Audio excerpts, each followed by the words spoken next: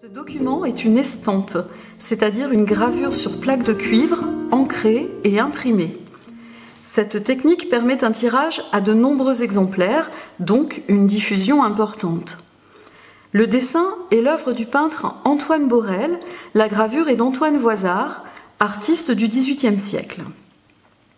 L'estampe a été réalisée en 1784, 5 ans avant la Révolution, l'année où fut jouée à la Comédie-Française la pièce Le mariage de Figaro de Beaumarchais. Ce détail a son importance dans la scène représentée, comme nous le verrons tout à l'heure. Observons la composition de cette image. À gauche, une forteresse tombant en ruine. Par la grille relevée, sort une foule levant les bras au ciel. Une inscription figure au-dessus de la porte « Prison pour les mois de nourrice ». Devant la prison, toujours à gauche, une femme aide un prisonnier à se débarrasser de ses fers. Elle porte un enfant sur ses genoux, comme d'autres femmes à sa droite. Ce groupe de mères assises par terre, allaitant leur nourrisson, est tourné vers un autre groupe qui occupe la partie droite de l'image.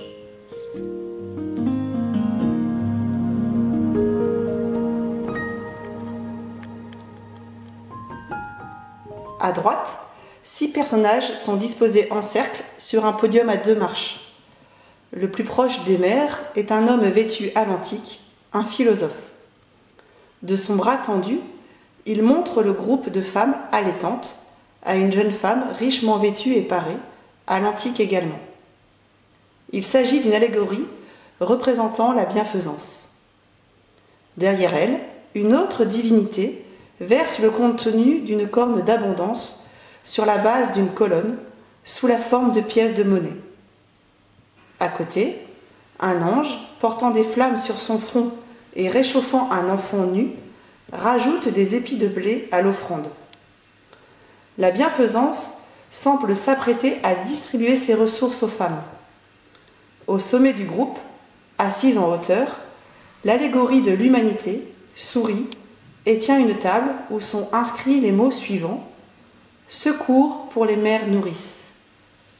Comme la bienfaisance, elle arbore un sein nu, comme si elle s'apprêtait également à allaiter. Entre le groupe des femmes et des allégories, un homme est au centre, accroupi. Il s'agit du personnage de théâtre Figaro, le serviteur imaginé par l'écrivain Beaumarchais.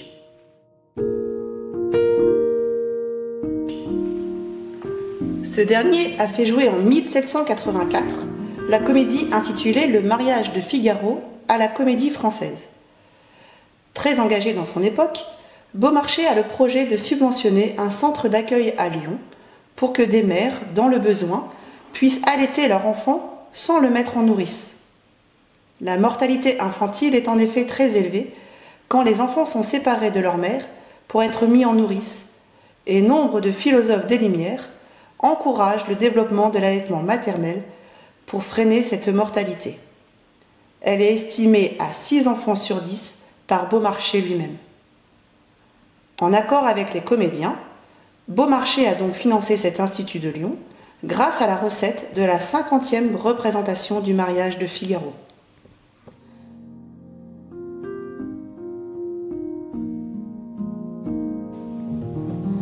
C'est pourquoi le personnage est représenté en train de verser de l'argent au pied du groupe des mères allaitantes.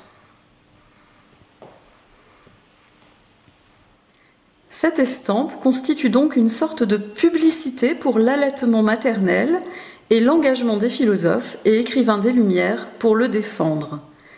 Ce document mêle les éléments réalistes, allégoriques et littéraires pour défendre sa thèse.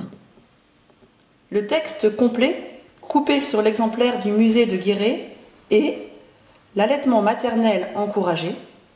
Un philosophe sensible indique à la bienfaisance les objets sur lesquels elle doit verser ses dons.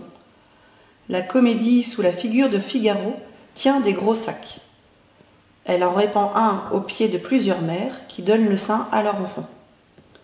Au-dessus du philosophe est la statue de l'humanité portant ces mots: Secours pour les mères nourrices.